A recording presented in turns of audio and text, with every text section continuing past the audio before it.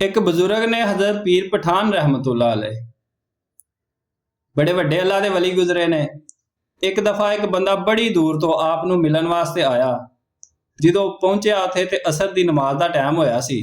वो बंदा भी आके नमाज दे विच शामिल होया। उस तो बाद हजरत साहब बह गए, दुआ मंगी, हल्का बना लिया, लोग इकट्ठे हो गए, थोड़ी देर अल्लाह का जिक्र किया।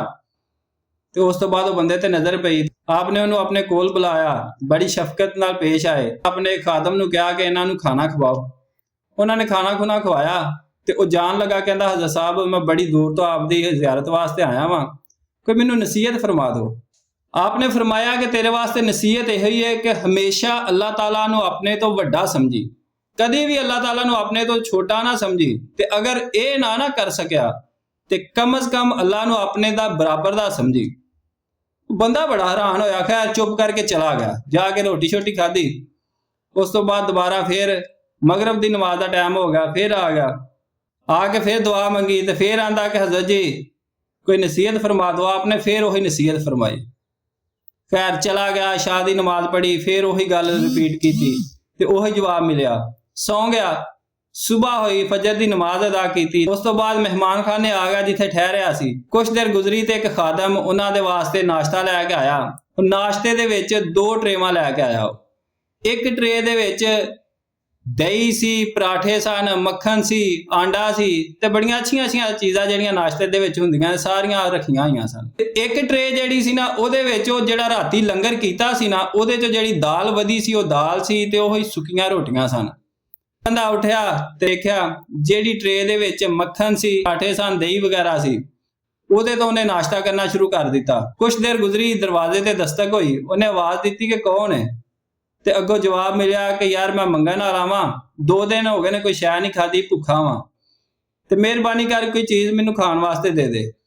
उन्हें आख्या अगे आ जा। अगे बुला लिया ते जिहड़ी ट्रे दे विच रात वाला खाना सी ना, जिहदे विच रात वाली दाल सी ते सुक्कियां रोटियां सन, ਉਹਦੇ ਅੱਗੇ कर दी ते ਉਹਨੂੰ ਆਂਦਾ ਲੈ खा लै। खैर ਜਿਹੜਾ ਮੰਗਣ वाला सी ਉਹਨੇ ट्रे ਦੇ ਵਿੱਚੋਂ नाश्ता ਕੀਤਾ ਤੇ ਉੱਠ के चला गया। ਉਹ ਬੰਦਾ ਵੀ ਜਿਹੜਾ नाश्ते तो फारग होया ਤੇ ਕਹਿੰਦਾ अच्छा जान लग्या ਜਿਹੜਾ ना हजरत साहब ਕੋਲੋਂ इजाजत लै ला एक वारी ते नाले फिर ਉਹਨਾਂ ਦੀ ਜ਼ਿਆਰਤ कर ਲਾਂ। फिर गया जाके ਉਹਨਾਂ ਨੂੰ मिलिया ते नाले कहता कि हजरत हुण मैं चला वां ते बड़ी दूरों आपकी जियारत वास्ते आया सां ते कोई नसीहत फरमा दो। आपने फरमाया तर याद रखी हमेशा अल्लाह नूं अपने तो वड्डा समझी। अगर अपने तो वड्डा ना समझ सकिया तो कम अज कम अपने बराबर दा समझी, कदी भी अपने तो छोटा ना समझी। तो बंदे नूं बड़ा गुस्सा आया, कहंदा यार मैं एडी दूरों सफर करके इन्हां दी जियारत वास्ते आया वां ते किवें दी गल करन डे ने। भला कोई बंदा इवें दा भी है वे कि जिहड़ा अपने आप नूं रब तो वड्डा समझदा है।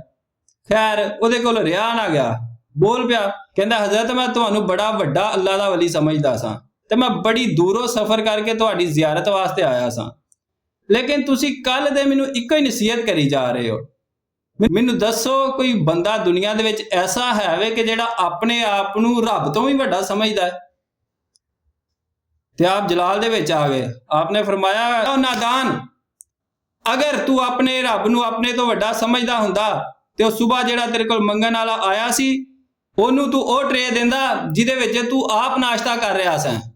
तू ते चंगी चीज़ अपने लिए रखी ते माड़ी चीज़ अपने रब वास्ते दे दी। पर अगर तू अपने रब नूं अपने बराबर दा भी समझदा हुंदा ना ते तू ਉਹਨੂੰ अपने नाल अपनी ट्रे चों नाश्ता करवांदा। और तू ते ਉਹਨੂੰ ਉਹ ट्रे दित्ती ਜਿਹੜੀ रात दा बचिया होया खाना। मतलब ਇਹ वे कि तू अपने रब नूं अपने तो छोटा समझिया। बस इन्नी गल सी, ਉਹ ਬੰਦੇ ਨੂੰ सारी अकल आ गई, पैरां 'ਚ डिग पिया, माफ़ी मंगी।